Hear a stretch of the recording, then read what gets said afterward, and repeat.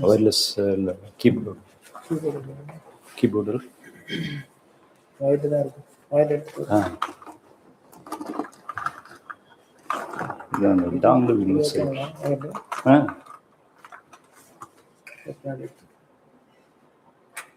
Dongle message.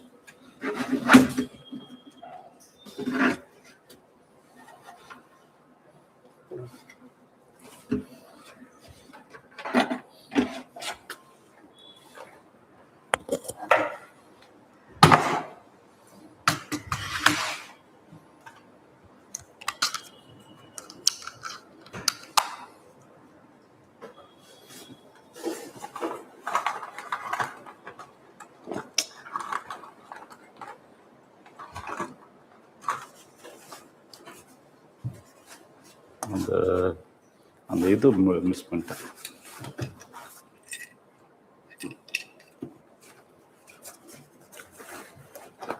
இல்லை நான் எடுத்து போட்டு நான் போட்டுருக்கேன்.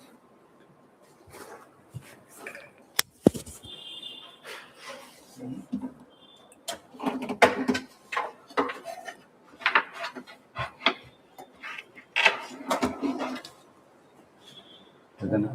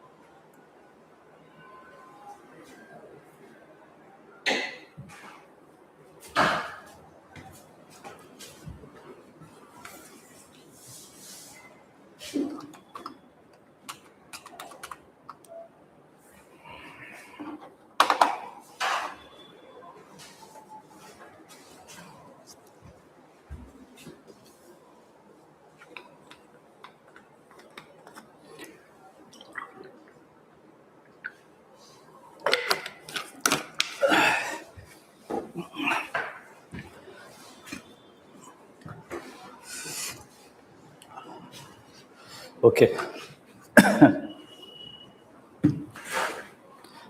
Paper 4, that is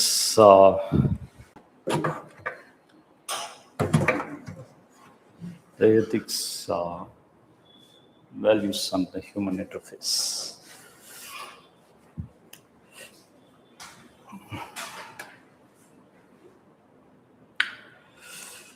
Okay. 4 பேப்பர்ல இதுதான் easy.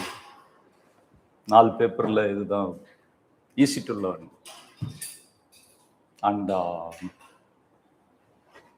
easy to score. Okay. That is the ethics and human interface.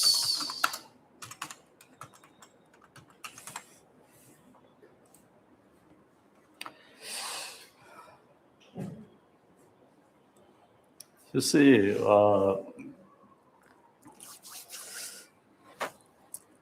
human life from infant to childhood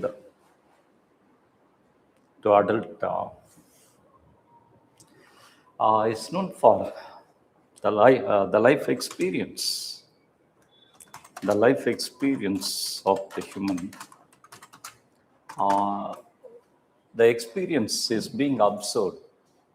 That means the events outside. As a child, we are clay. And we undergo a process of socialization. A process of socialization. That means getting tuned to adjust ourselves as the member of society. Socialization is a conditioning of individual to get fit into the society. Socialization is a form of learning process. The socialization is experienced in the form of the intuitions, Yuganga. Then the socialization in the form of anxieties. Then when the child gets frightened, the child represents anxiety. Anxiety if some mother anxiety when the child was taken to a doctor. Whenever the doctor lifts the injection, that is frightening. That is anxieties. Not the child, even a human as a tropical animal.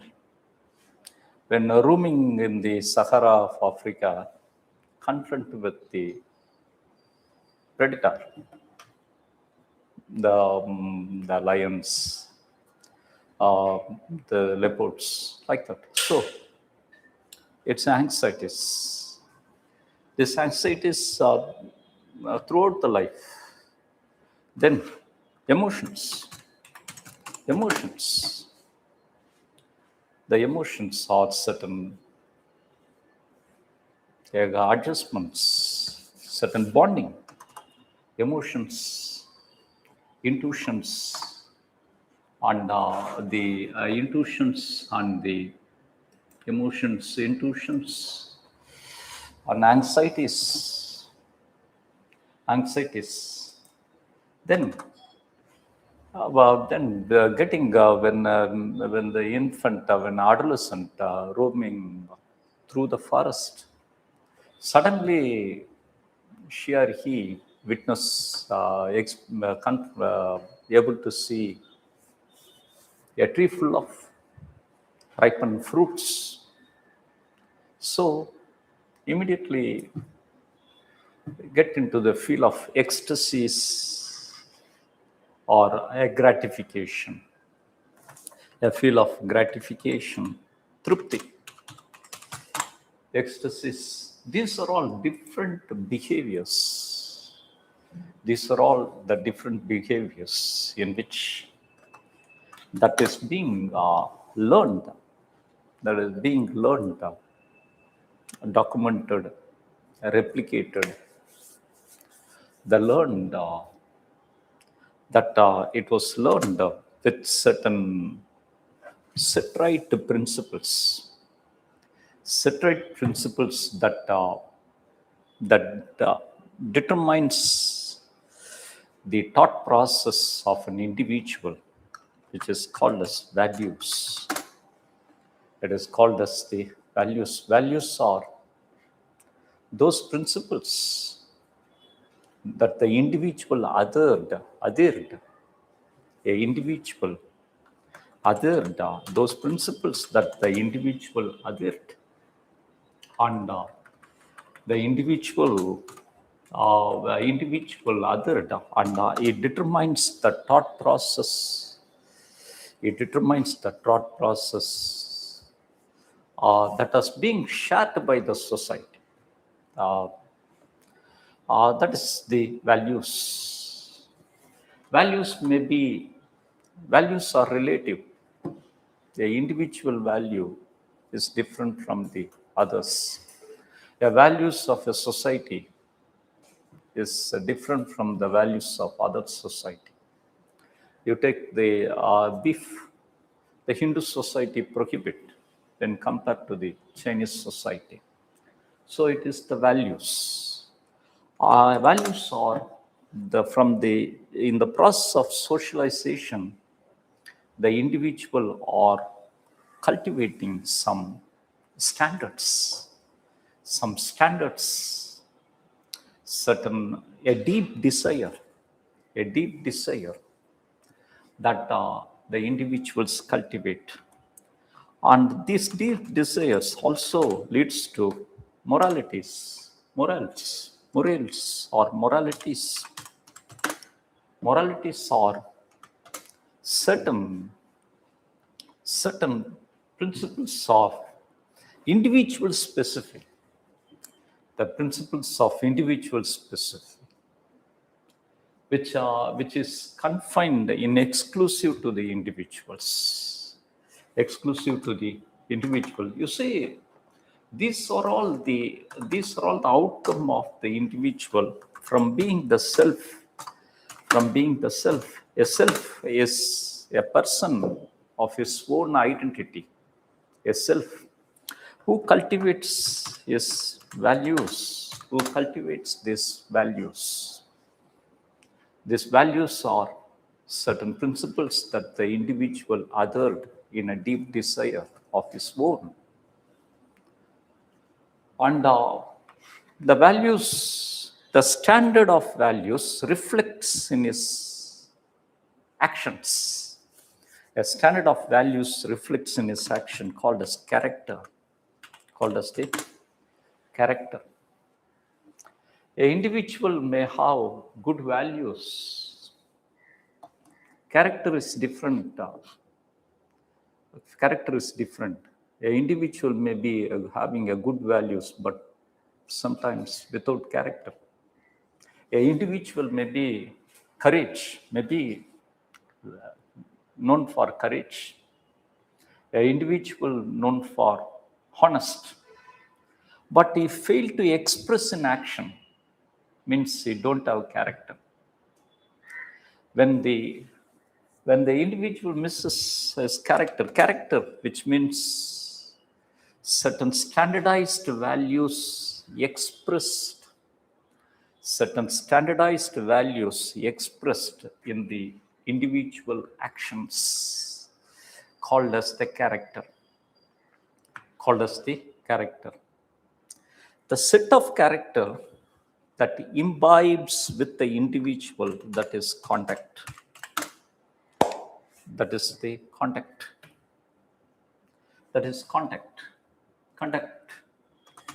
So it is the conduct.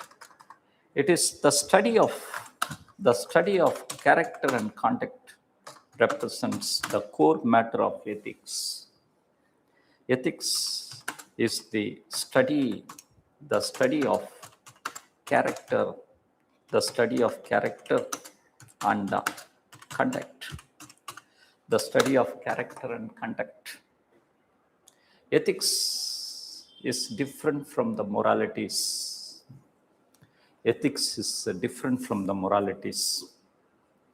Morals are individual specific, but ethics is collectively shared, is concurrent to the collective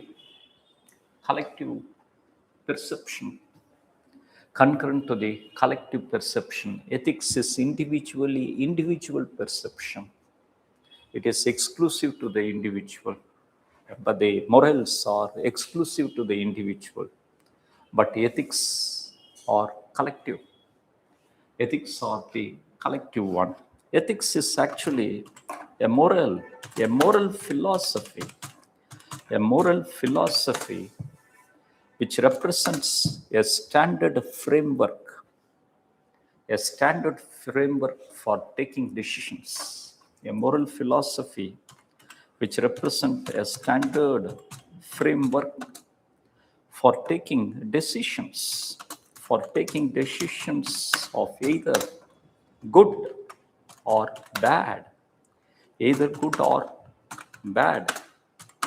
concurring to the society's perception, concurring to the society's perception. So it is actually the values. The values are the general, morals are individual, and ethics is of social society. Ethics is of the society. Ethics is a philosophical study. A philosophy studies the logic of categorizing good or bad. Ethics is a moral philosophy, or which represents a logical framework for taking decisions to categorize either good or bad. Ethics is an exploratory study. Exploratory study. It explores the experiences of the individual and the society. Then it examines what is good and what is bad for the society. What is good and what is bad for the society. Ethics examine the values, the morals, and all, because it is a distinctive feature of man. Because man is an ethical animal. Man is an ethical animal. How a man is an ethical animal? Why not the animals are ethical? Why not animals are ethical? Exceptionally ethical animals are. You take the wolf. The wolf is known for monogamy. Wolf don't practice incest. Wolf don't practice incest. Wolf have the principle of reciprocity, where the adult one feeds the young one, and the young one, later becoming adult, feeds the old one. They are exceptionally ethical because it is the evolution. It is the evolution. The biological evolution for animals are exclusively determined by the natural selection. And it is biologically determinant. But it is exclusive of biological features. But the human evolution is known for cognitive. The cognitive future of the human evolution. It is the cognitive evolution. Cognitive, which seems to be a collective trait shared by members of a social group. It is a cognitive world where we think collectively, we act collectively. All the members of the society have certain universal process, family. Then all the members of the society undergo schooling. It undergo the adulthood, livelihood, like that. So it is a cognitive world. It is the cognitive evolution that enabled a cognitive adjustments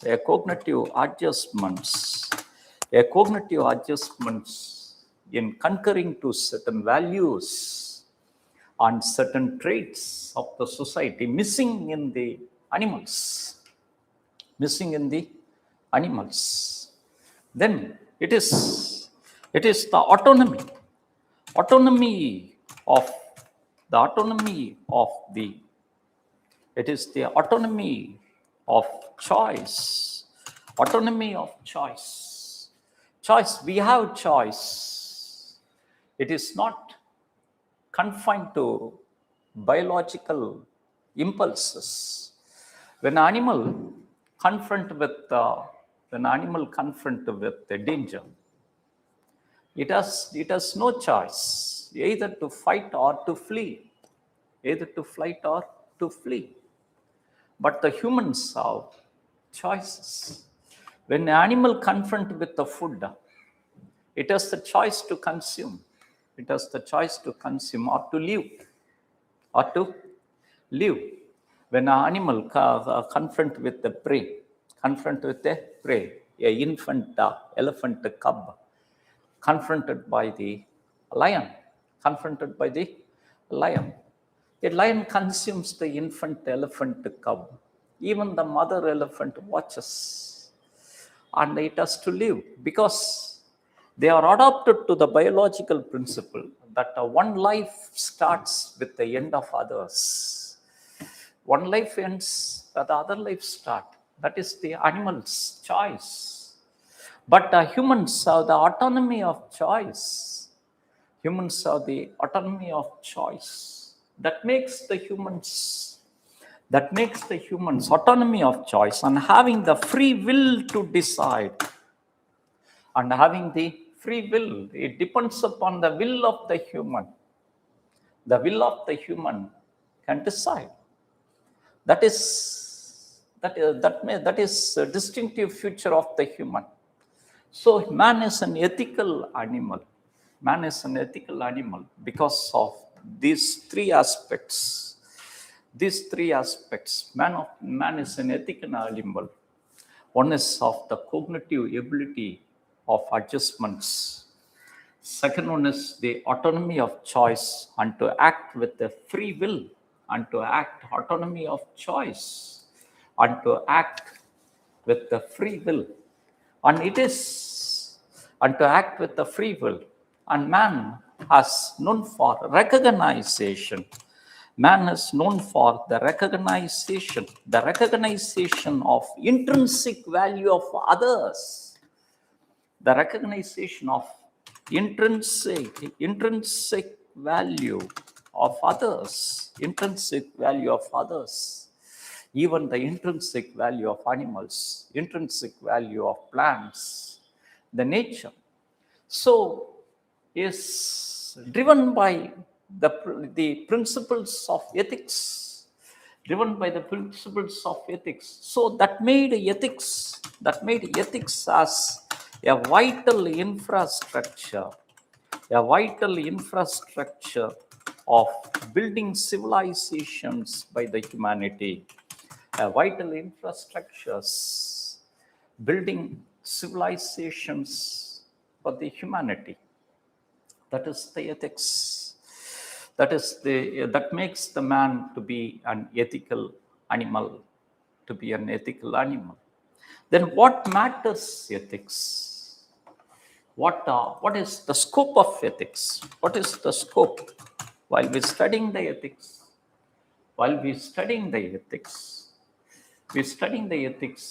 what we confront with. What is the scope of ethics? What is the scope of ethics? What the study? A sociologist studies society, social relations, and all. If a doctor studies human anatomy and the physiology, in same, what a philosophical teacher deals with the ethics. The centrality of the ethics is of the human actions.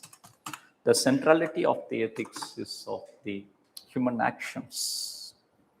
Human actions means the two types of the human actions. The two types of the human actions. The two categories of the human actions. The two categories of the human action. One is human action. One is the human action, which is taxonomically called as actus humani, which means human action. Actus humani, which means human action. Human action is of voluntary. Actus humani is of voluntary. It is out of his knowledge. Actus humani is voluntary. The other type of the human action could be called as the actus homini. Actus, actus homini, actus homini, actus humani, and actus homini. That means actions of human. Actions of human are involuntary. Involuntary. What are the involuntary actions of human? Breathing is an involuntary actions. Physiological mechanisms are the involuntary actions. That means the biological actions. Then compulsions, coercion. These are all involuntary actions. Subjugating a rape is involuntary. The compulsion, coercion, subjectory. But the human actions are voluntary. The voluntary human actions are out of voluntary human action was performed with his own knowledge. Voluntary human action performed with his knowledge. Voluntary human action performed with the will. Voluntary human actions are performed with the choice. Ethics. The scope of ethics is exclusive of human actions. Exclusive of the human actions. Exclusive of the human actions in the domains. There are the three domains of the ethical process, ethical actions. One is the private. That's studied as the private ethics. That's being studied as the private ethics. Then second, public. The public domain. That is being studied as public ethics. Ethics in the public life.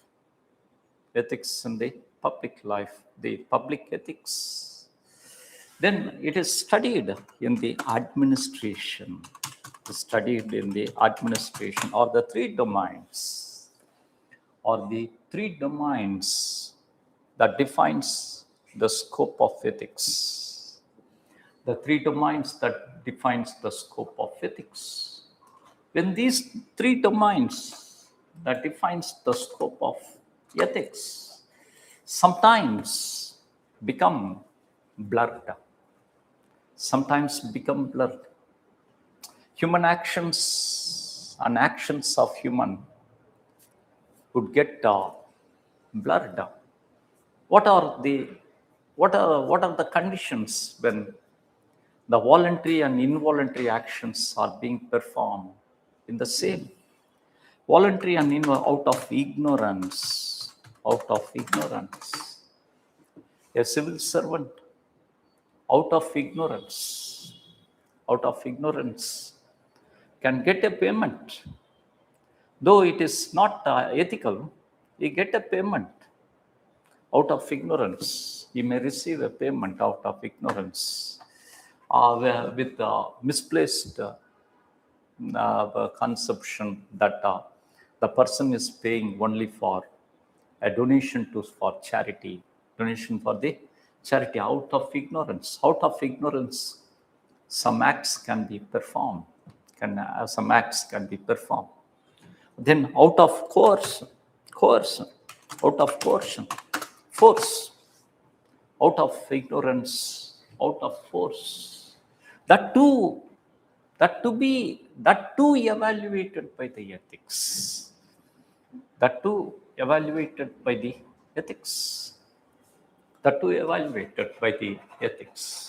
So this seems to be the scope of ethics.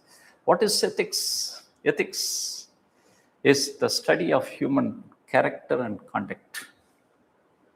Ethics is a study of certain set of standards that decides the good and bad for the society, good and bad for the society, that categorizes the good and bad. Ethics is actually a moral philosophy that logically categorizes the good and the bad. Good and the bad. Why we need ethics? What is the significance of ethics? What is the significance?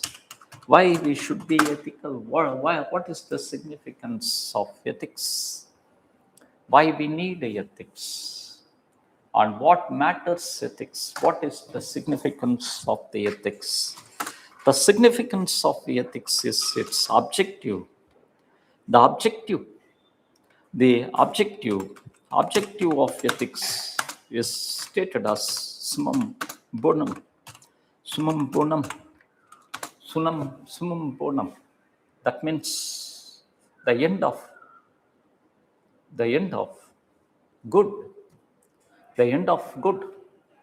All the climax of the life is to achieve the climax of the goodness of the life, the highest goodness of the life.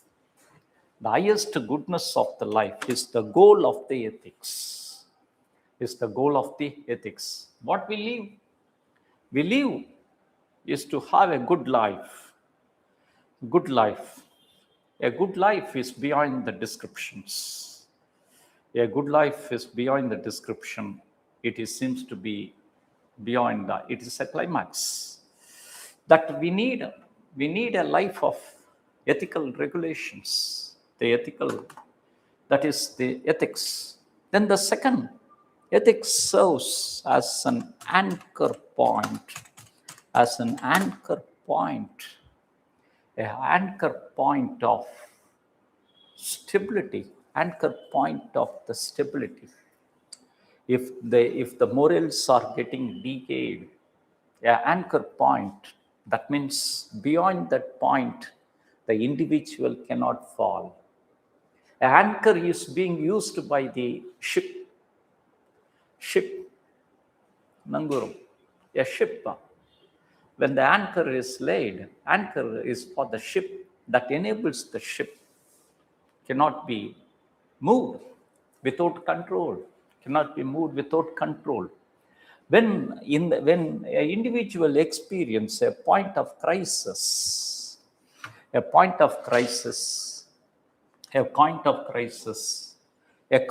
of values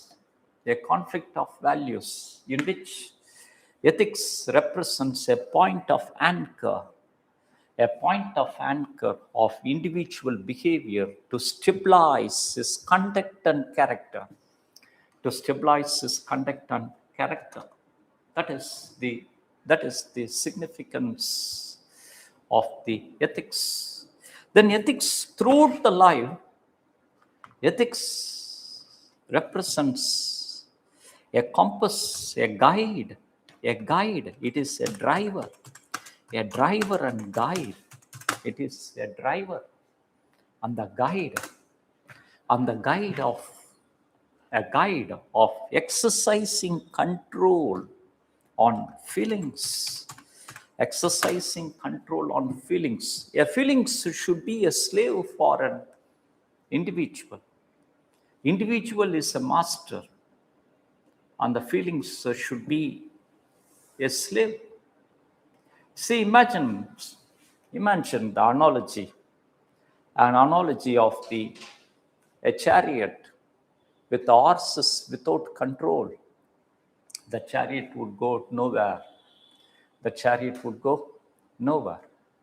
And ethics is a driver that regulate the feelings, able to predict the destination, able to predict the events. It is the symbolism, Hindu symbolism state Parthasarathi, as the individual chariot, as the individual life is symbolized.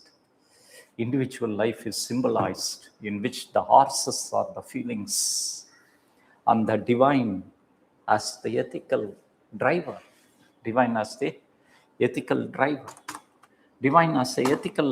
Ethics is indispensable For a life of excellence, as Aristotle calls it as eudaimonia.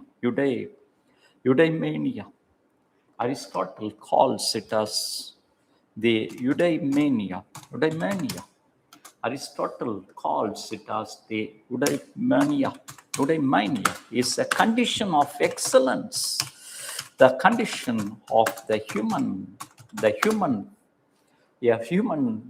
excellence, a condition of human flourishing, a condition of the human flourishing, a condition of excellence, a condition of excellence. A flower is excellent.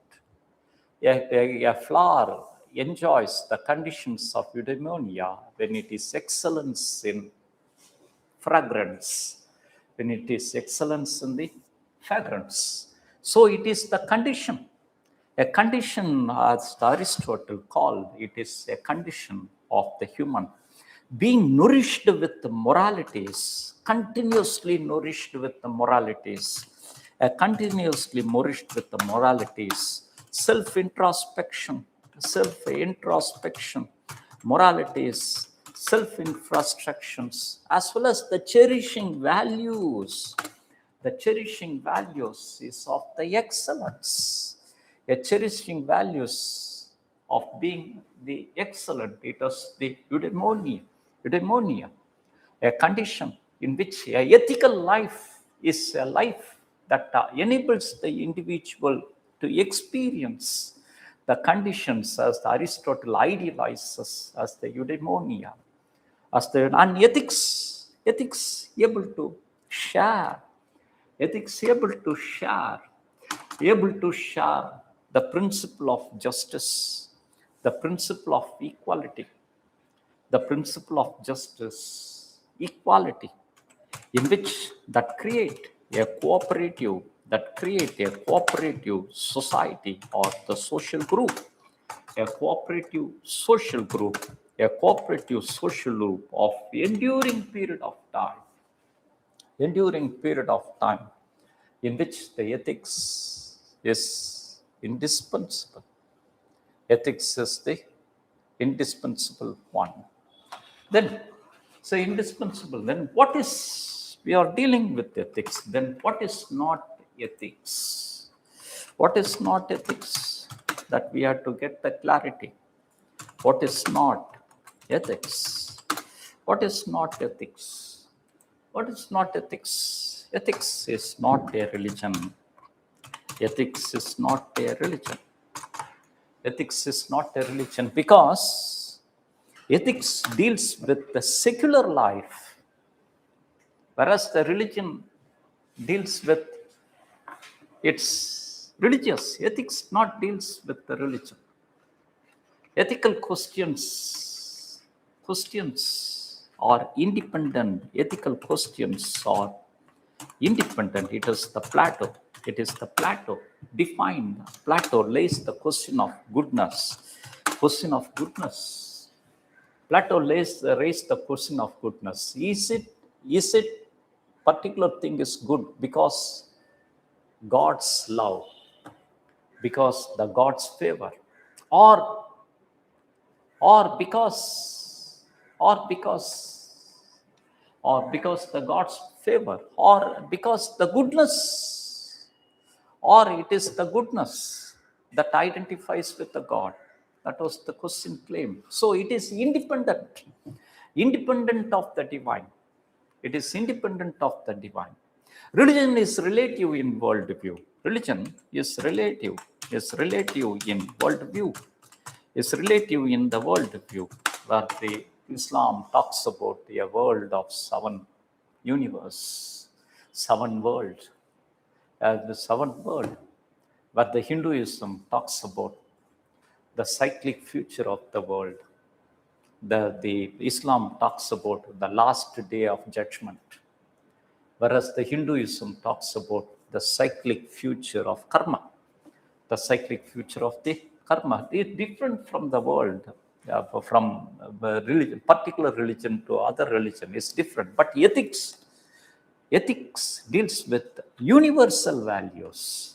Ethics deals with the universal values. Universal values.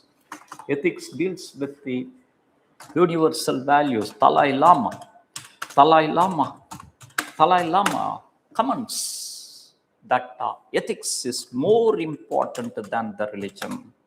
Ethics is more important than the religion, and it is independent from the religion. It is independent from the religion. Ethics is more important than the religion, from the religion, more important than the religion, and independent from it. That was the quote of Dalai Lama. So ethics is completely different from the religion, different from the religion. Then the ethics is not law. Ethics is not a law. Ethics is not law. Law is codified. Ethics is not codified. Law is enforceable. Law is enforceable. Ethics is not enforceable. Ethics is not enforceable. Then law act with the legal sanctions. Law act with the legal sanctions. With the legal sanctions, with the penalties. With the penalties. Ethics act with moral sanctions. Moral sanctions. If you deviated from the ethics, if your act is unethical, it is not the penalty, it is the dissonance. Dissonance. That means acting different from the society. Acting different from the society. Sometimes it is legal. Sometimes it is legal, but not ethical. Sometimes some issues are legal. Some are legal, but not ethical. Live-in relations. Live-in relations in democracies are legal. Live-in relations in the democracies are the legal, but not ethical. But not ethical. You see, sometimes it is ethical. Sometimes it's ethical, but not legal. Sometimes it is ethical, but not legal. But not illegal. Animal sacrifice in the religious places. Animal sacrifice in the religious places seems to be ethical, but not legal. Ethics is different from the law. Ethics is different from the law. Ethics is different from the law. In same, ethics is different from ethics is different from the law, and ethics is different from the social customs. Social customs. Ethics is different from the social customs. Social customs are sometimes are not ethical. Sometimes not ethical. You see, sati was once a social customs, not ethical. Once a social customs, not ethical. Natural fallacy, that means a belief that a particular practice of the natural one as a belief, but not ethical. Ethics is not the social customs. Ethics is not the social conventions. Ethics sometimes views an alternate trait as the social reforms, sometimes inspire the social reforms against the social customs. Against the social customs. The social reform against untouchability. A social reform against animal sacrifices. So this ethics is different. Ethics is not a religion. Ethics is a moral philosophy.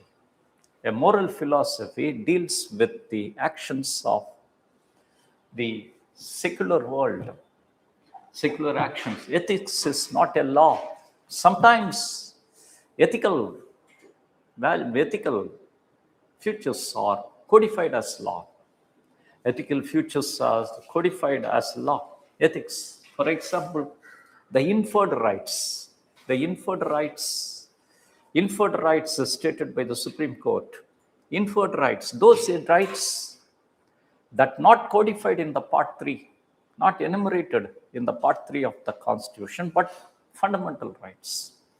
Fundamental right to have clean environment, a fundamental rights under Article 21.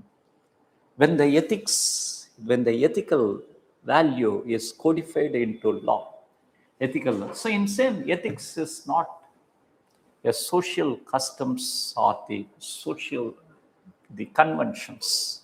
Ethics is not the social customs, and it is not the conventions. So these are all the aspects. These are all the aspects of the ethics. Then how we have to evaluate? How we have to evaluate something is ethical? How we have to evaluate a case is ethical? How we have to evaluate a case is ethical? A particular case is ethical cannot be evaluated with the exclusive criteria, but with a set of standards, the set of standards, the set of standards, the set of standards, the set of standards, the set of standards. For example, you take the demonetization. Demonetization. It was demonetization. Demonetization as an act, the act of macro financial regulations committed by the government of India, implemented by the government of India, is ethical. Is ethical or not? Is ethical or not?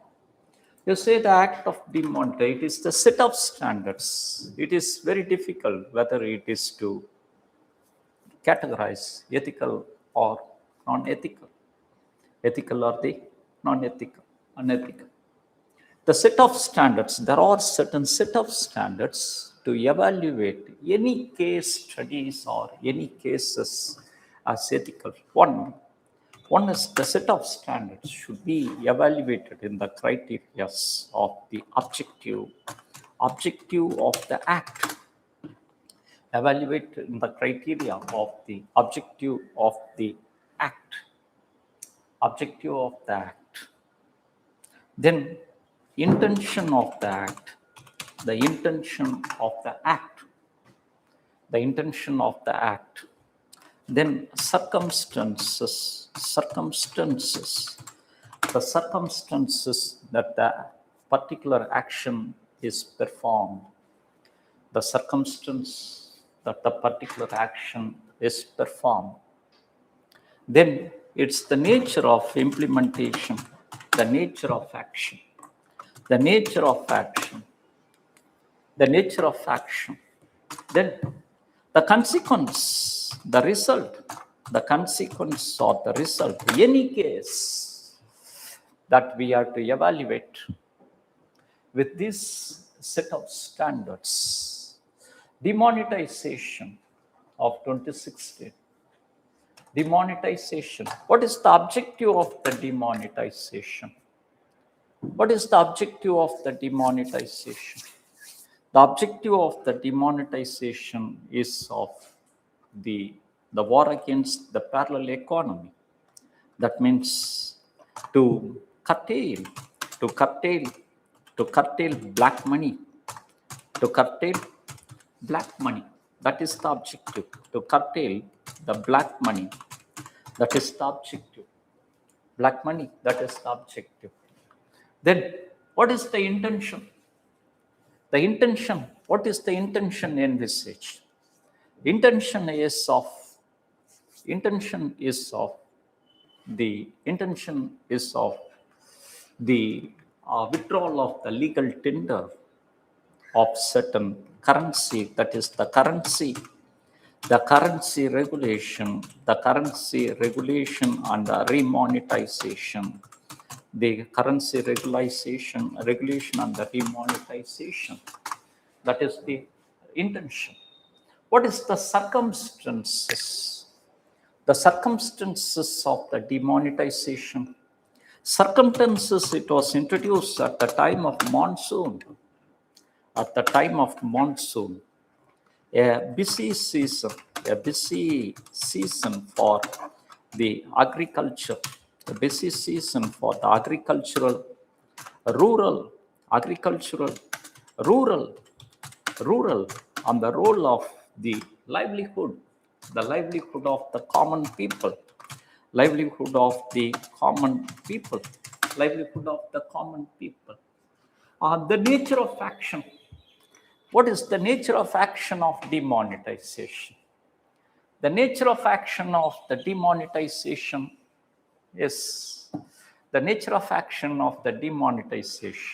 is of the abrupt. It was of the abrupt regulation. The abrupt regulation. That is the nature of action. Then the abrupt regulation of the demonetization. And what is the consequence? What is the consequence of the demonetization? What is the consequence? The consequence of the demonetization. The consequence. One is the consequence of the demonetization. That means the elimination of shells. Elimination of the shells. The consequence of the demonetization was the formalization of economy. Cleanup. Formalization of the economy. The consequence of the demonetization is the promotion, a spurt in the digital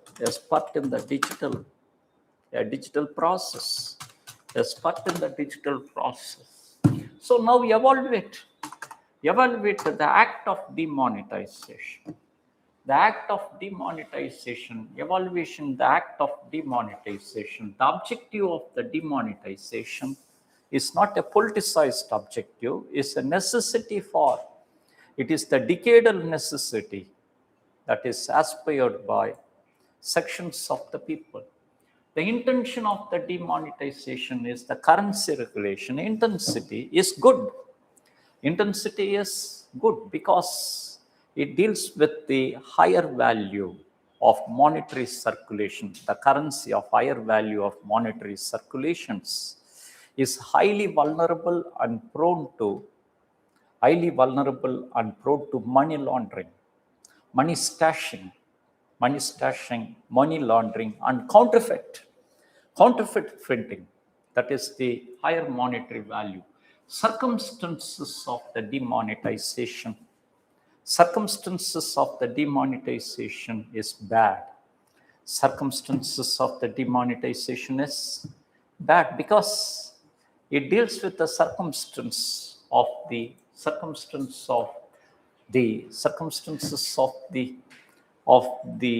economic activities of the common people. The nature of demonetization, abrupt nature is ethical because it is the nature, professional nature.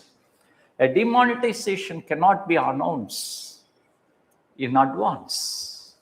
Action against the parallel economy cannot be announced in advance. It is professional. Then what is the consequence? The consequence of the demonetization. The consequence of the demonetization. So the ethical conclusions. What is the ethical conclusion? The ethical conclusion, weighing out of 5 criteria. The 4 is ethical. Demonetization is ethical. And it is It serves as the objective. It serves as a long-term objective, of summum bonum, goodness of the life, long-term objective of the goodness of the life. The goodness of the life, demonetization represents the long-term objective in the form of one.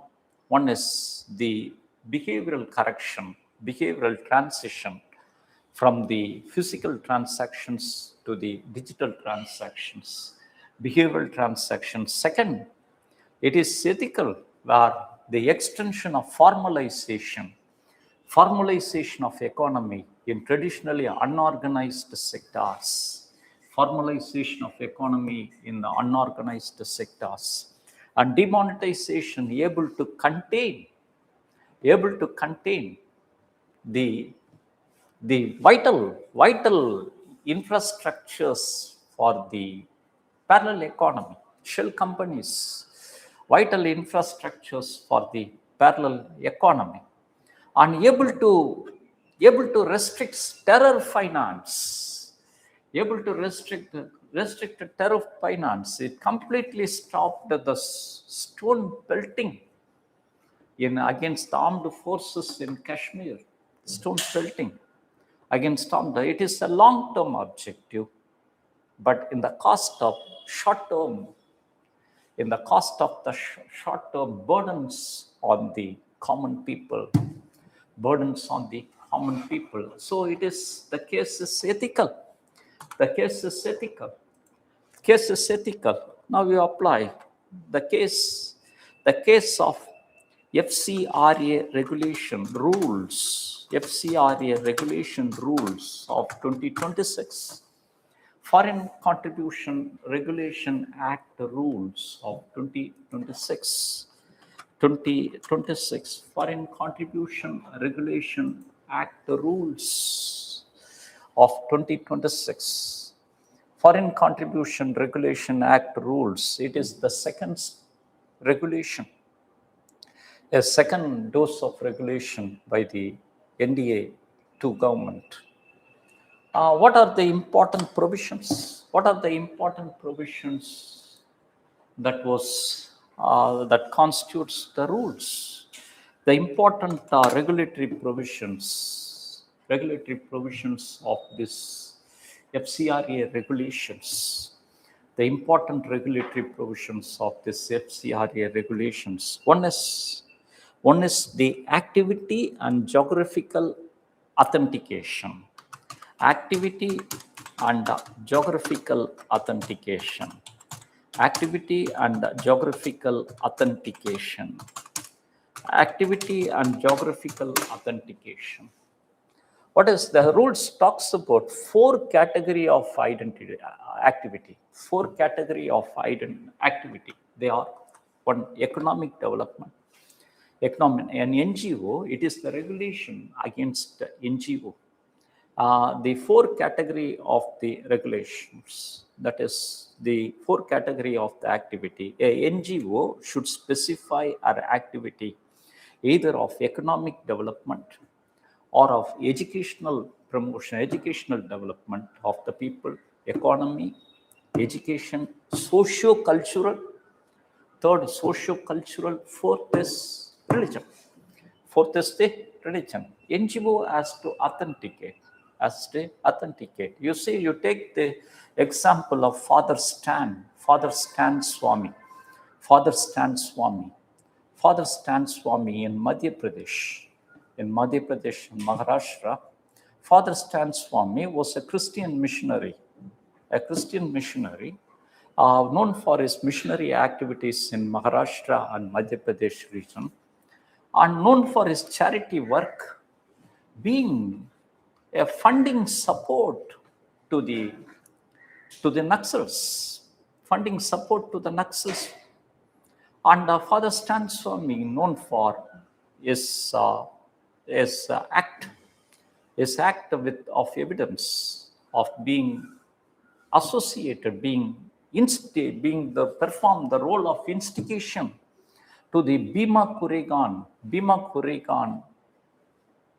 Bimam Koregaon problem. Bimam Koregaon problem was arrested. The court refused the bail to Forrest and Swami on many grounds, which includes a religious personality running a religious NGO of charity, religious charity, is associated with the anti-national activities of instigating the forces of undercover and unlaw forces. That is, the NGO has to activate. Then the second one is the NGO. The NGO not only authenticates, there is a mandate of 75%, a 75% mandate of expenditure. 75%. For what purpose you received the fund outside? For what purpose you received the fund outside? If the purpose receiving the fund outside is to promote a charity, orphanage, means it should be 75%. 75%. It should be the 75%. The 75% mandate, compulsory allocations of the 75%. Then it is the audit, annual audit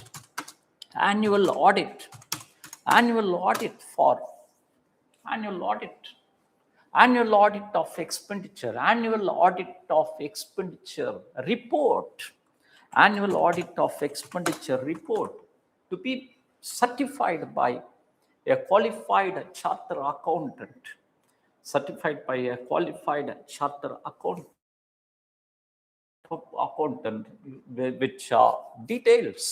which details to be submitted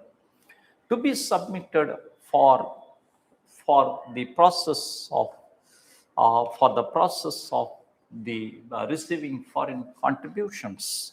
Then the disclosure of the granular details, micro details, which include the partners, directors, office bearers. Who is the partner? Office bearers, especially the donor. Even the fund comes through the intermediate agency. Even when the fund comes to the intermediate agency, it should be disclosed. Who is the actual donor? You see, George Soros, an international donor for the charity purpose, donating billions of dollars to India, to Indian missionary activities. Is the donor. It comes through different channels, not the direct funding alone. It comes through indirect funding through an umbrella NGOs. It comes through Amnesty International, from Amnesty International to the particular diocese of the church, like the different channels, different channels it comes. The important provisions. These are the important provisions. What is the test of ethicality? How you test the provisions? One is the objective. What is the objective? What is the objective of FCRA regulations? Objective of the FCRA regulation is to establish the ethical standards in the fourth sector. Ethical standards in the fourth sector of economy is to establish the ethical standards in the fourth sector of the economy.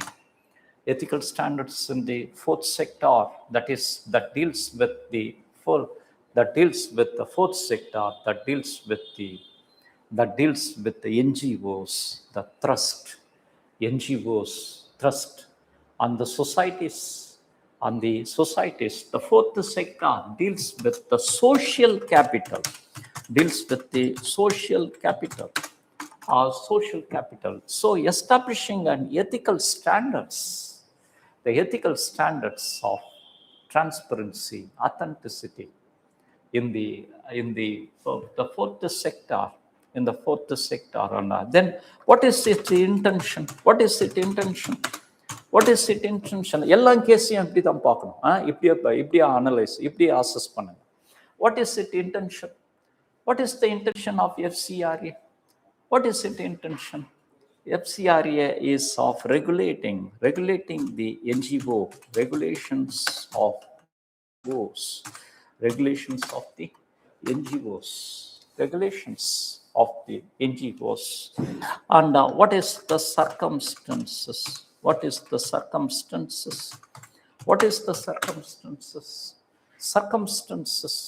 The circumstances in which the NGO represent, the role of NGOs, the circumstances of the NGOs role, more of socio-economic activities, the socio-cultural activities,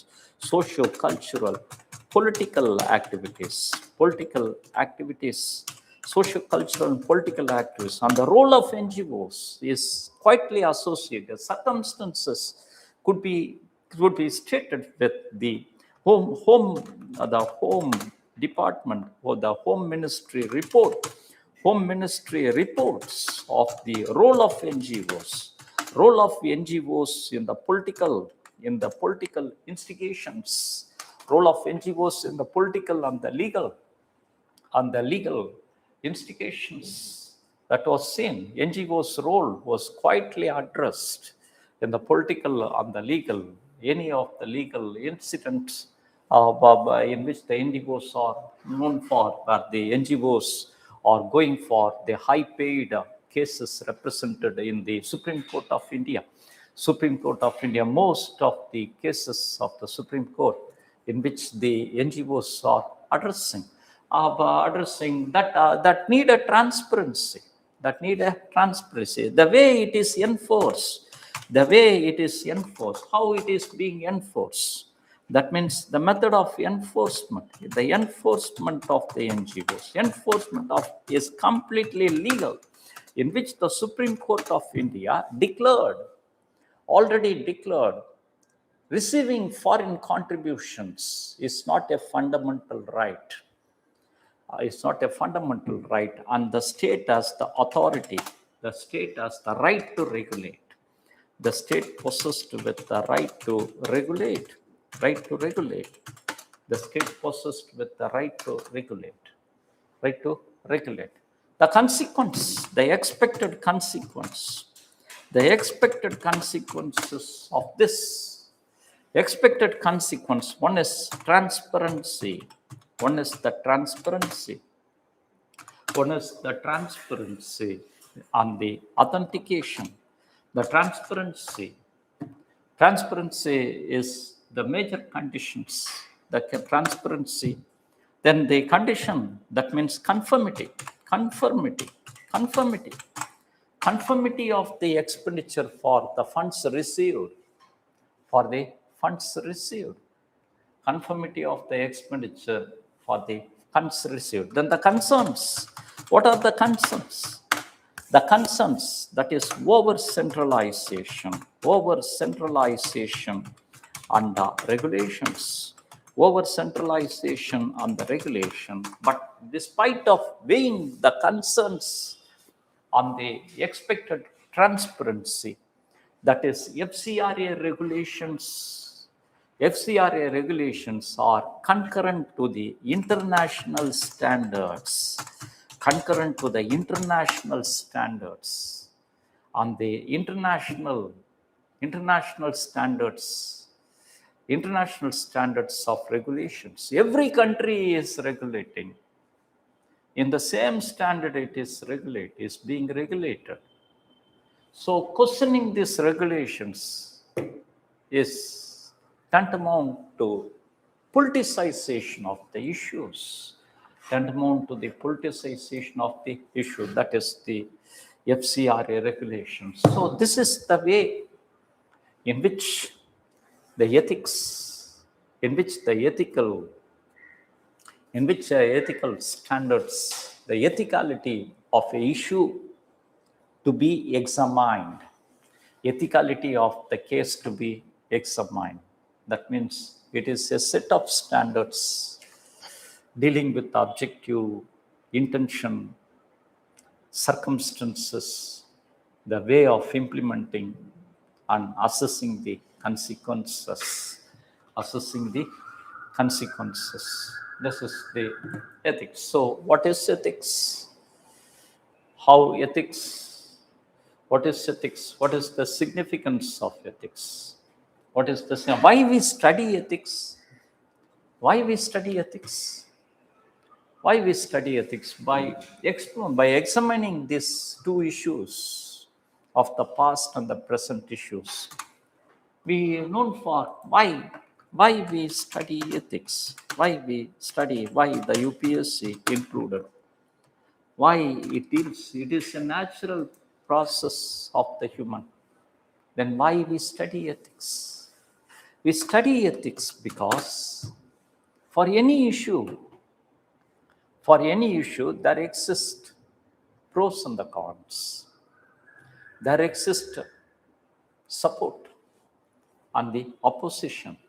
Ethics enable to establish the points of debate. It elucidates the points of debates.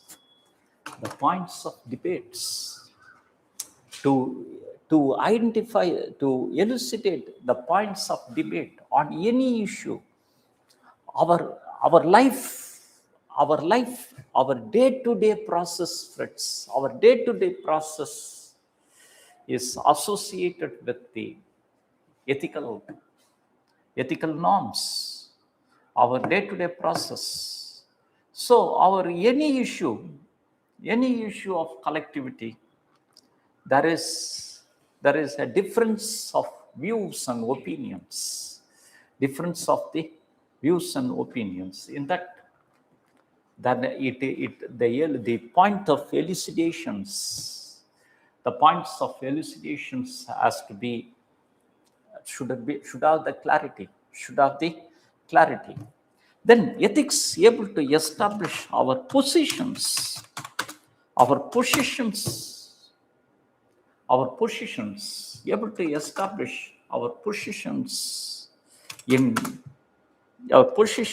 the ethical, our positions in the ethical values. Ethical values are not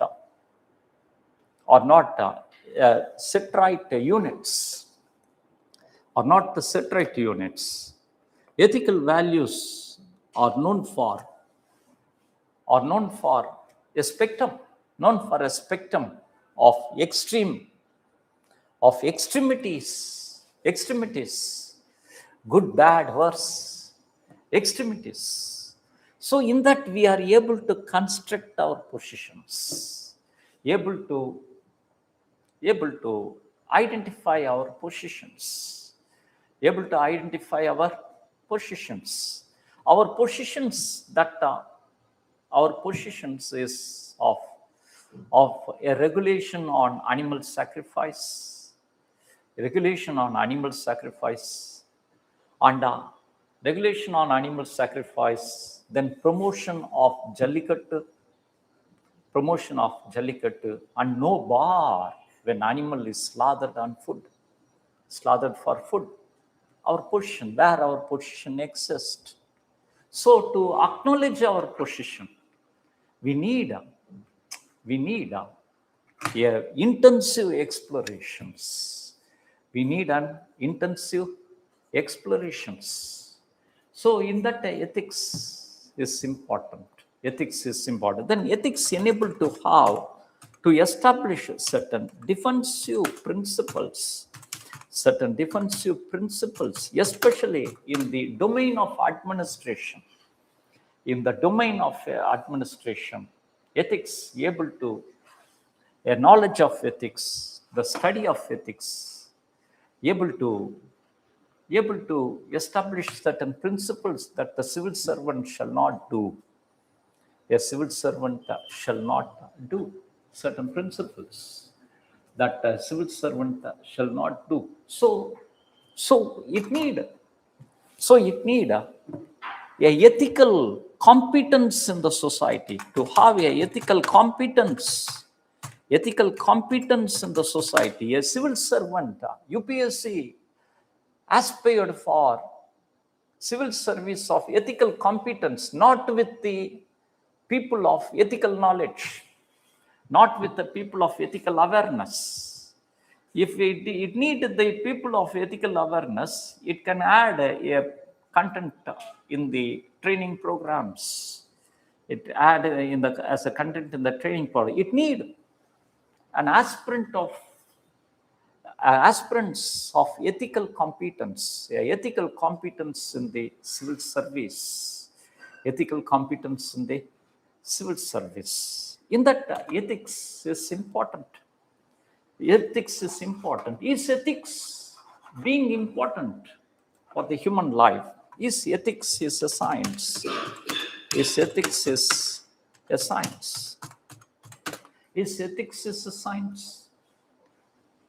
Ethics is a science? Ethics is a genuine science.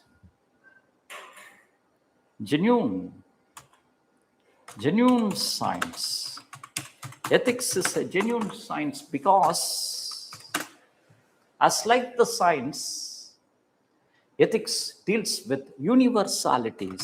Science explores the universal laws, the universal traits, the universal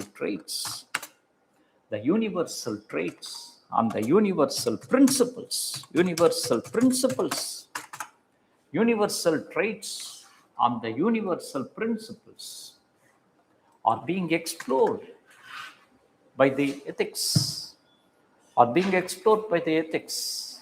As like the physics deals with the energy.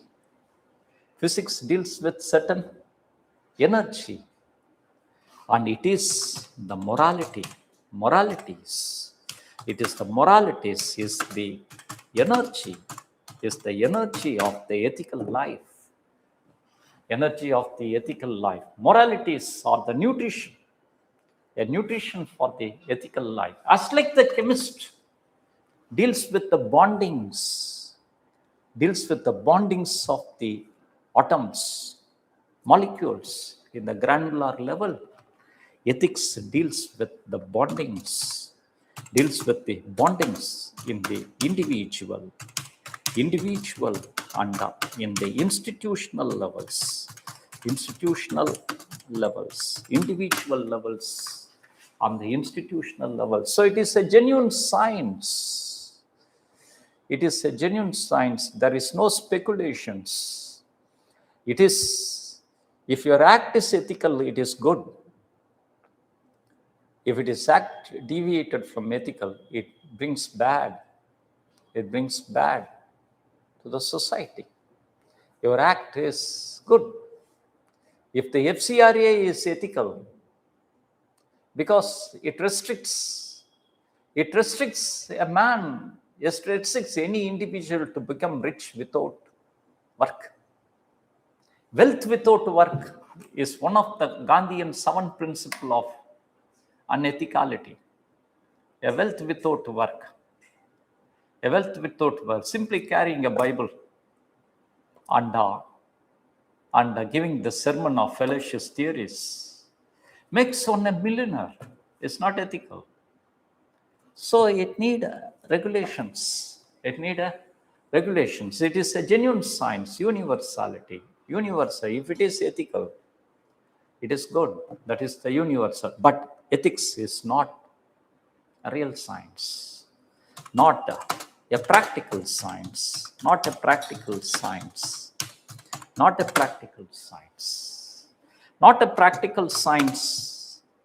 In the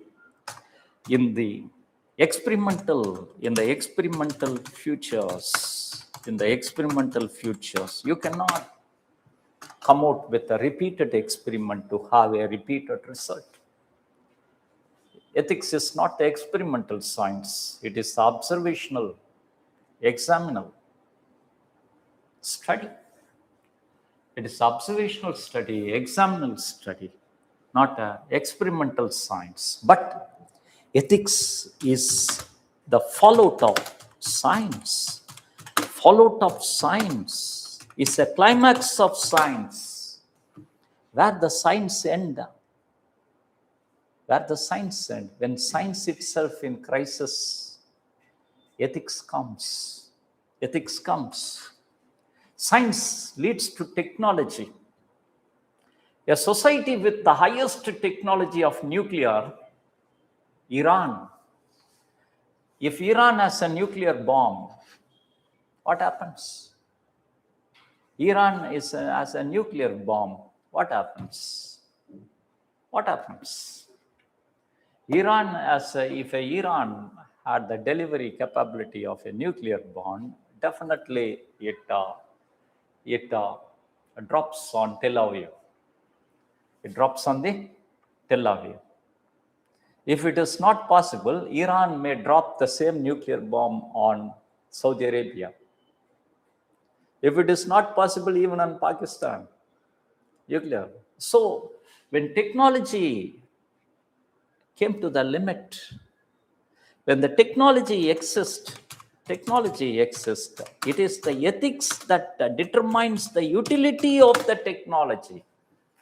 Ethics determines the limitations of the technology, limitations of the science, limitations of the technology. You see, the genetic revolution, CRISPR, the climax, the highest technological standards of genetic intervention today. Biotechnology standards of the genetic intervention today. CRISPR enables the human intervention in cloning, enables the human intervention in determining the evolution, enables the human. But it's not the technology alone. It leads to disaster. It leads to disaster when it is not applied with ethics. When it is not applied with ethics. So it is the ethical examination of understanding, examining what is the technology, what is the objective, what is the intention, what is the consequence of this technology. So ethics starts where the science limits itself on the question of utility and relations with the humanity, questions of the utility and relations with the humanity. So ethics is a science. It's a genuine science in explorations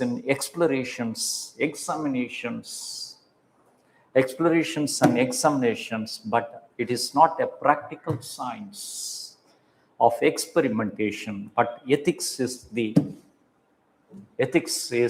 a scholarship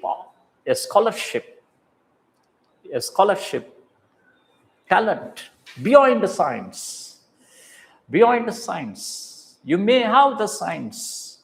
A society may have the best of the science. If the society don't add the ethics, it is the science, it is the ethics that determines the utility, the limitations, the prescriptions, the necessity of particular technology to be applied at the particular period of time in the particular levels. That is, ethics is the fallout of science and beyond the science. The way that the ethics studied could be studied as the dimensions of the ethics. What are the dimensions of the ethics? Ethics exist in different dimensions. Ethics, you see friends, ethics is not a particular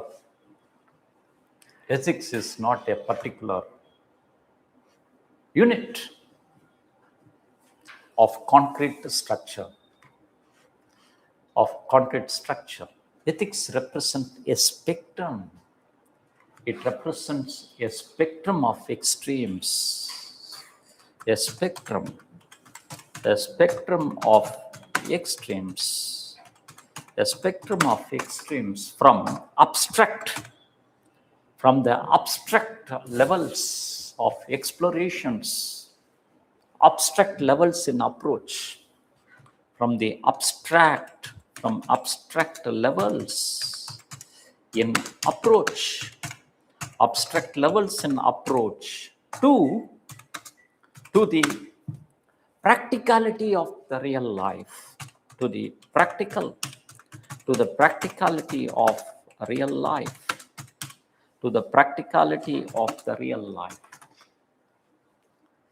For that, the dimensions of ethics could be established in the form of meta-ethics.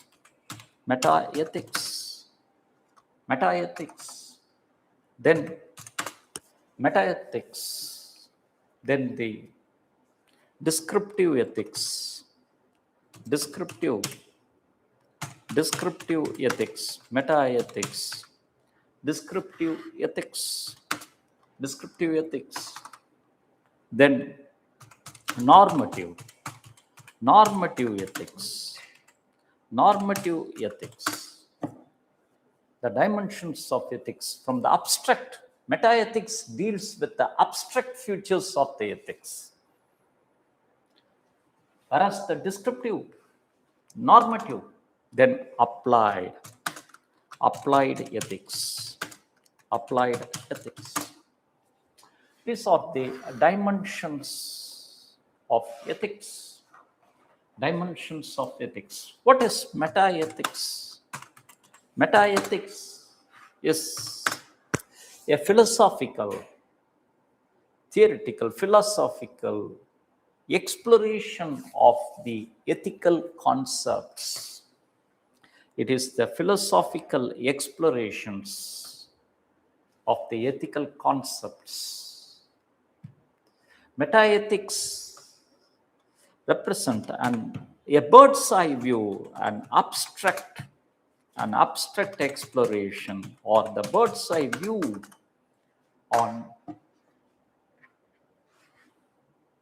on examining the ethical concepts. Meta-ethics is a philosophical examination of ethical concepts about its origin, its intrinsic value, origin, intrinsic values. That means it examines the fundamental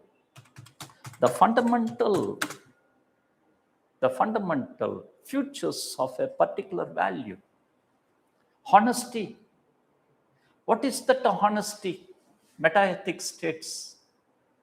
Is that the honesty made good people, or some people made a particular thing as honest to be followed by others, That is a philosophical view. It deals with the fundamental features, of the values, on the ethical concepts. That is the meta-ethics, fundamental features of the values on the ethical concepts. Certain values on the ethical concepts.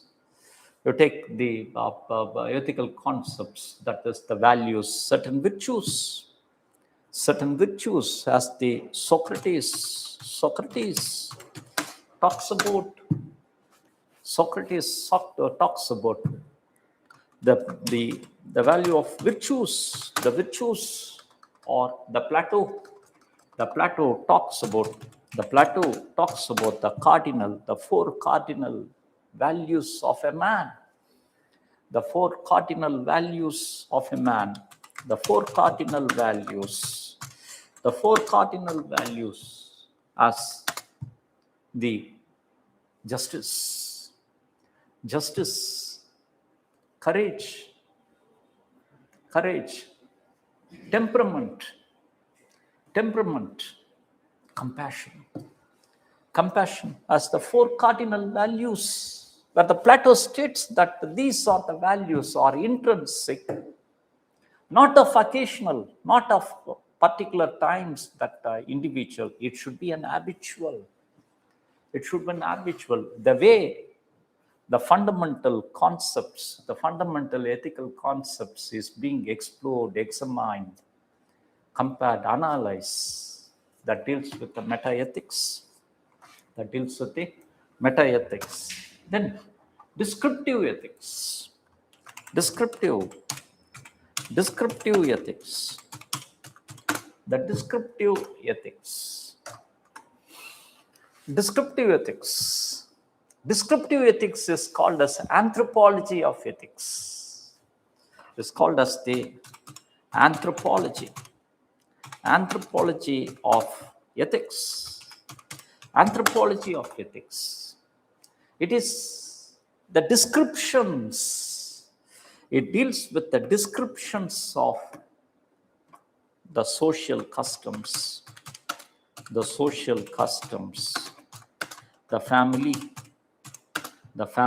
laws, the social customs, the family conventions being practiced by the people in different societies. It is an investigation. It is an investigation of the ethical standards. It is an investigation of ethical standards. It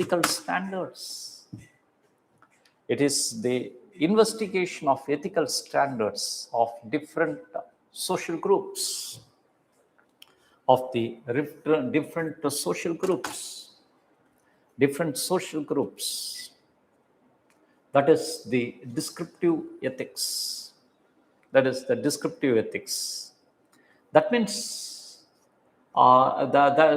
descriptive ethics highlights some of the concepts like the ethical relativism.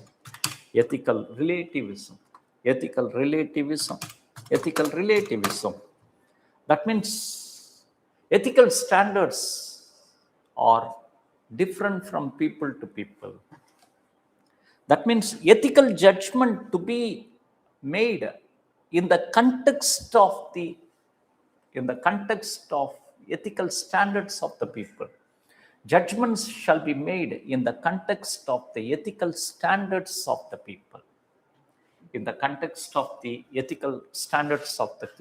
Called as descriptive ethics. Then third, the normative ethics. Normative ethics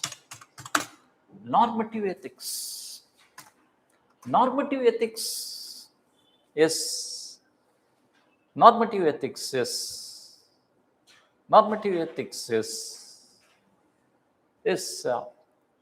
a study that envisage how the people should live, what the ethics ought to be there. Descriptive ethics is the study how the people are living. Normative ethics is the study of what the ethics should be. Normative ethics is studied by the people of different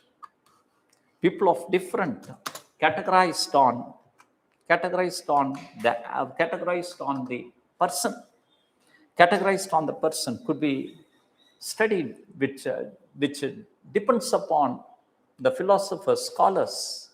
For example, it was the virtue ethics, the virtue ethics, the virtue ethics, the virtue ethics studied by is promoted by the Greek philosophers, is promoted by the Greek philosophers. That means ethical standards as the Socrates, who stated that the ethical standards should be virtuous,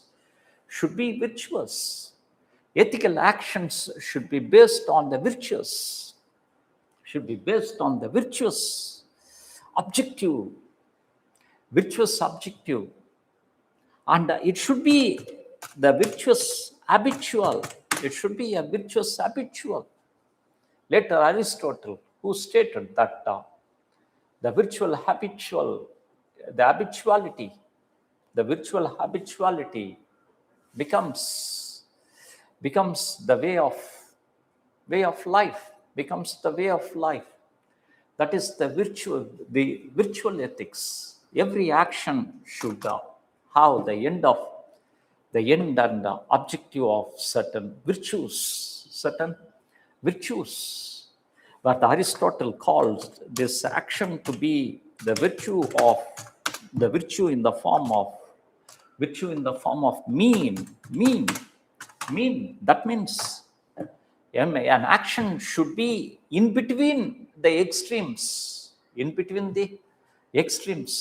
That means in between the excess and in between the scarcity, in between the violence and in between the cowardice,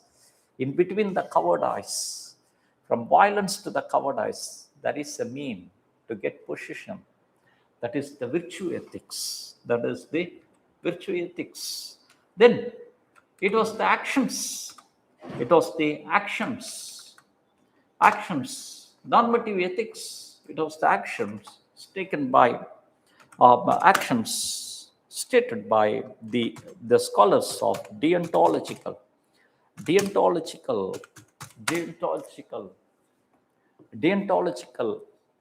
ethics. It was Immanuel Kant,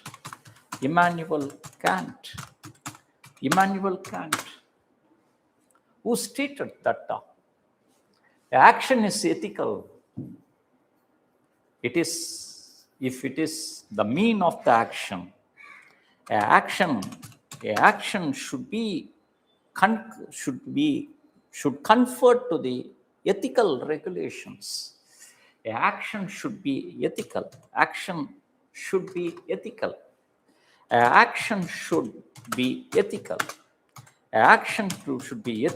for the ethical result. It is the mean that justifies, that determines the result. If your action is wrong, whatever you justify the mean is not ethical. So people's life should be in this framework that comes under the normative ethics. Normative ethics of teleological. The teleological approach. Normative ethics of the teleological approach. As the utilitarians. It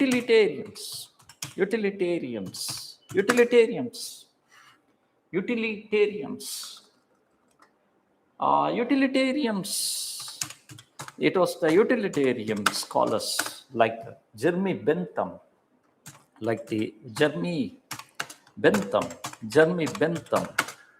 and John Stuart Mill. Jeremy Bentham and John Stuart Mill, who states that it is not the action, it is the result of the action, consequence of the action. It is the consequence of the action. The consequence of the action is for the ethical judgment. That means any result of any action that conferred maximum good to the maximum number of the people, maximum good to the maximum number of the people, maximum good to the maximum number of the people. It is maximum number of the people. It should be. So teleological approach can be stated with the best example of public distribution system, people's welfare programs, national intervention programs, as the example of the teleological ethics. Then deontological ethics could be stated with the example of direct benefit transfer. Direct benefit transfer. The action is ethical to restrict the leakages, to targeted. Then last mile delivery to avoid corruption. Last mile delivery and avoid the corruption. Virtue ethics could be stated in the public governance, could be stated. Virtue ethics could be stated with the promoting certain virtues. Mission Karma Yogi programs for the civil services, Karma Yogi. Then the normative ethics, the deontological, teleological, then the ethics of justice, Number the detail of ethics of justice as John Rawls, theory of justice, social justice, John Rawls theory of social justice based on the core principle of reflective equilibrium. The core perspective we'll see in detail. It is based on the theory of wheel of ignorance. Then it is the core principle, that is the reflective equilibrium. Reflective equilibrium represents the composite of equality and differentiations. Composite of equality and differentiation. Reflective equilibrium. Composite of equality and differentiation. Equality in political rights, equal protection of law, political rights. But the differences in the socio-economic rights. Equality before law, political rights, and equal protection of law, differences. That is reflective equilibrium. Reflective equilibrium. These are the aspects of these are the different scholars, different schools who aspired how the ethical life should be.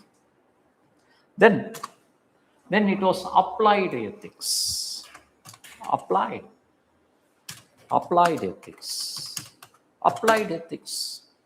Application of ethical theories and ethical wisdom. Application of ethical wisdom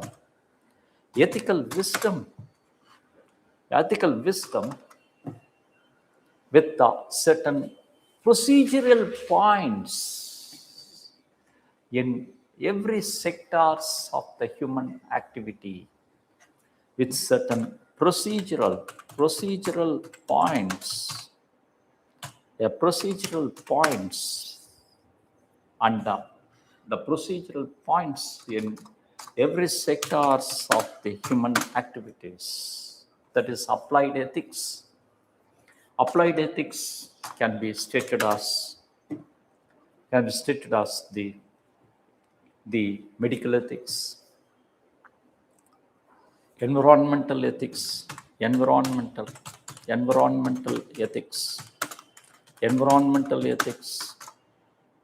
bioethics, sports ethics, then ethics in governance,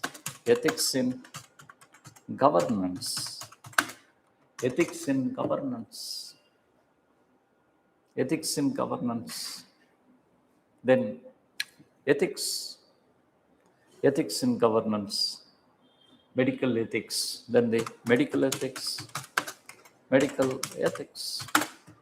For example, you say the environmental ethics, environmental ethics. Environmental ethics represent the standard procedural points of analysis of a particular issue. A procedural points, how the ethical argument can be represented. Ethical argument can be represented in the form of ecocentrism. Ecocentrism. That means an ethical point is ecocentrism is an attitude of the ethical analysis, an attitude of ethical analysis of based on intrinsic value of ecology, intrinsic value of ecology. Okay, intrinsic value of ecology and intrinsic natural value of the ecology. That is the natural rights on conservation. The ecocentrism emphasized most on conservation, ecological conservation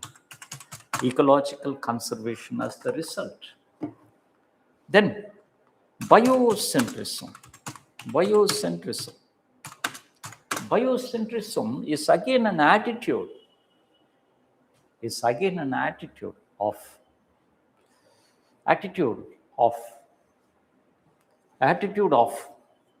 biological life interact with the ecosystem interactions.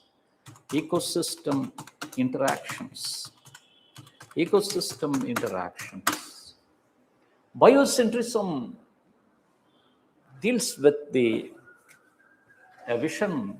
It envisages a harmony, avoiding man and animal conflict. Example of ecocentrism could be quoted with the biosphere resource, a green park, biosphere, green zone, biosphere resource for conservation. Example of biocentrism could be quoted with the example of the concerns of Wildlife Protection Act, and all. Then the third approach was anthropocentrism,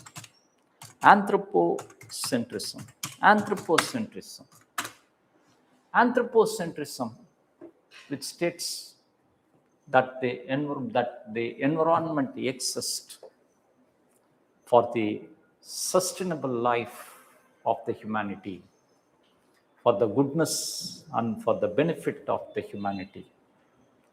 Anthropocentrism envisages sustainable development is the solution. On the regulations and all. So this is a standpoint of analyzing the issues. Environmental ethics deals with the movements of climate change, the issues on the movements of the climate change, then issues of the climate justice,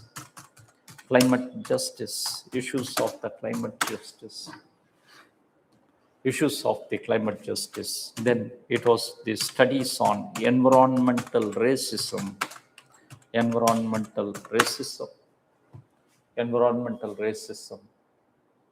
envisage. These are all comes under the domain of the environmental ethics. So this is the example of the applied ethics. These are all the dimensions of the ethics. Dimensions of the ethics is of approach of studying the ethics, that is the ethical examinations in the four dimensions, that is metaethics, then descriptive ethics, normative ethics, and the applied ethics. Descriptive ethics and normative ethics and the applied ethics. These are the ethics. So we that is the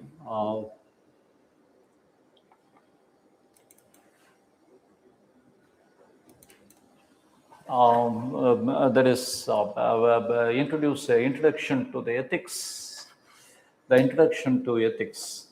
See, ethics encompasses the key dimensions that are crucial in guiding individuals, organizations towards the morally responsible behavior. Explain the key dimensions of ethics that influence the human actions.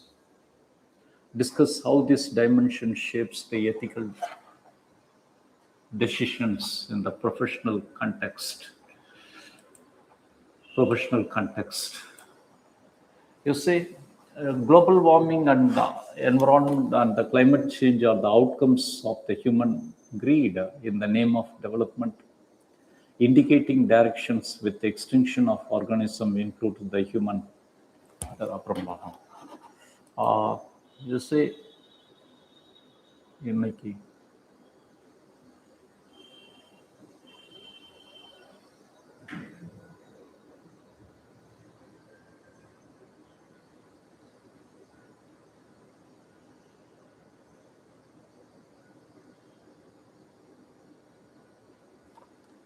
how ethics contribute to the social and the human well-being.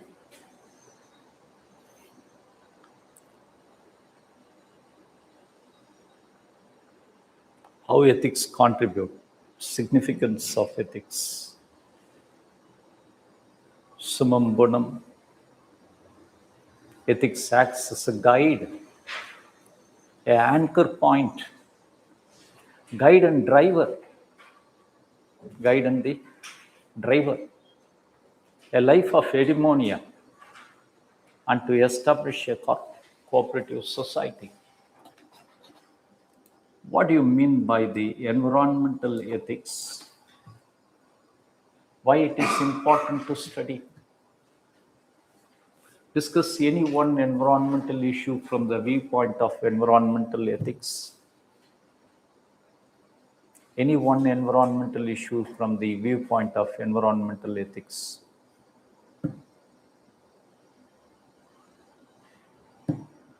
Any one environmental issue from the viewpoint of environmental ethics. Forest fire, natural disasters. Then differentiate between the following: law and ethics, ethical management in our law, differential and preferential treatment.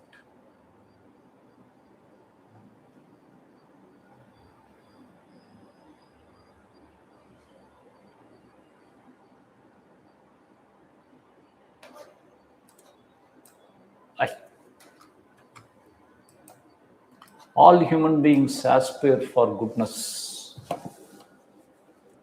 All human beings aspires for goodness, for happiness. Do you agree? What does happiness mean to you? Explain with examples. All human beings aspire for happiness. Summum bonum is the ultimate destiny of the life. ultimate destiny of the life. As every human being is aspires for to. What does happiness mean to you? Happiness meant to you, meant to me, as the eudaimonia, is the excellence in my life. The excellence, happiness is one that is internally constructed, not to be influenced from the outside. Happiness in my life is of a sustenance. Happiness in our life is of being concurrent to the universal values. Universal values, Immanuel Kant calls it as categorical imperative. We'll study with an example, with any example. எப்படி கொடுப்பீங்க எக்ஸாம்பிள்னா எப்படி கொடுப்பீங்க example என்ன கொடுப்பீங்க happiness example என்ன கொடுப்பீங்க ஏதாவது என்ன கொடுப்பீங்க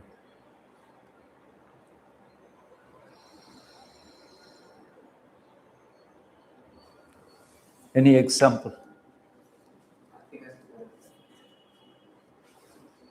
What is happiness? Example of happiness. A life of sustainable. That is happiness. A life of clean environment is happiness. A life of equity and justice is happiness. Is happiness. What does ethics seeks to promote in human life? Why it is all more important in public administration? What does the ethics seeks to promote in human life? What is the importance of ethics in the human life?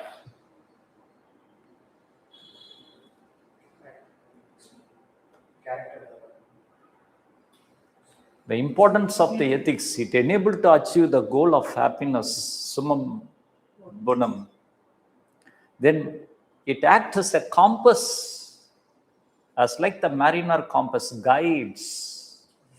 It predicts and directs. Then third, Parthasarathi. Third, that is a driver, as like the chariot driver of our life. Then eudaimonia, cooperative society. எழுத முடியும்ல step by ஸ்டெப்பாக okay பாருங்க இது மட்டும் பாருங்க ethics படிக்க தேவையில்ல learning is easy application is needs practice not challenge practice okay today we have introduced what is ethics, what are the dimensions of the ethics, and way to approach the case, ethical evaluation of any case. Okay? Okay. See you tomorrow. Okay. இதை நான் update பண்ணி slide அடிச்சு தட்டா இல்லாட்டி இது போதுமா இவங்க புக்கில் இருந்து தான் எடுத்தேன் இவங்க புக் நல்லா இருக்கு இப்போ இருக்கிறதுல பெஸ்ட்டாக இருக்கு உங்களுக்கு இந்த நோட்ஸ் நீங்கள் எடுத்திருக்கீங்க இல்லையா அதுவே போதுமா இல்லை இதெல்லாம் ப்ராப்பர் ஸ்லைட் ஆகி தரணுமா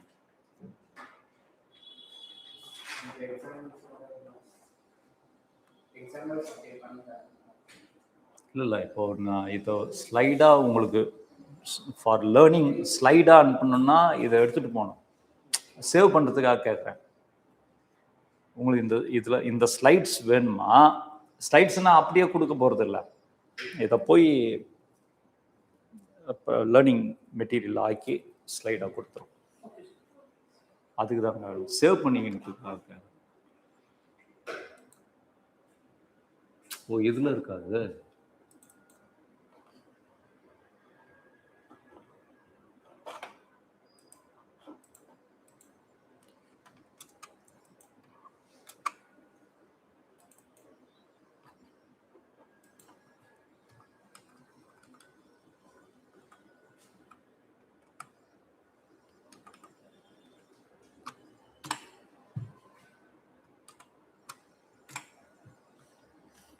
கூடவே வாங்க, 9th கிளாஸ் முடிச்சிடுறேன்.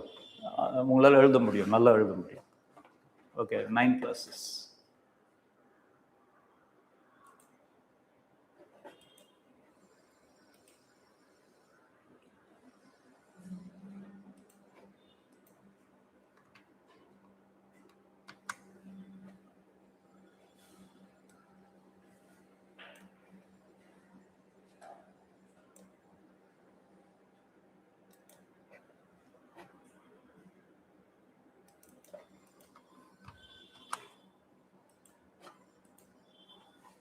Okay.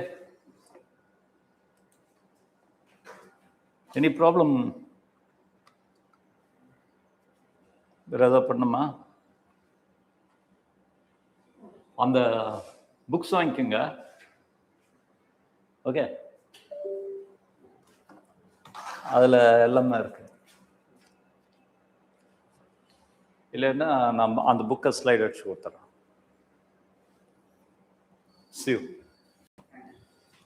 See you next class.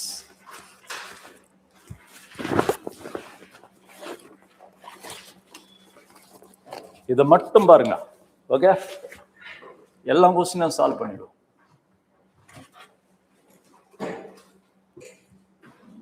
Cases இன்னில இருந்து ப்ராக்டிஸ் பண்ணுங்க. 150 மார்க் ஈஸியாக அடிச்சிடலாம். 120, 130 மார்க்.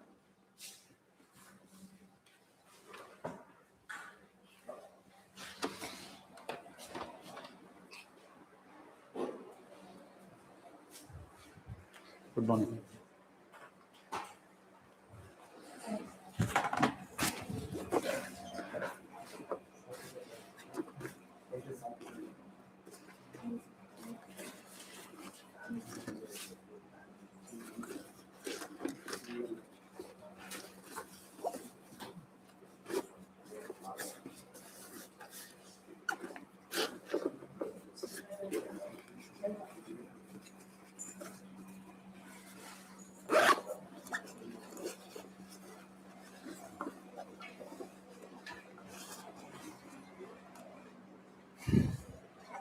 இது இங்கே வச்சிருக்கீங்களா? எனக்கு கிளாஸ்க்கு இங்கே வச்சிருங்க. நான் கிளாஸ்க்கு வரும்போது மற்றவங்க சொல்லுங்க எங்கே இருக்குன்ட்டு.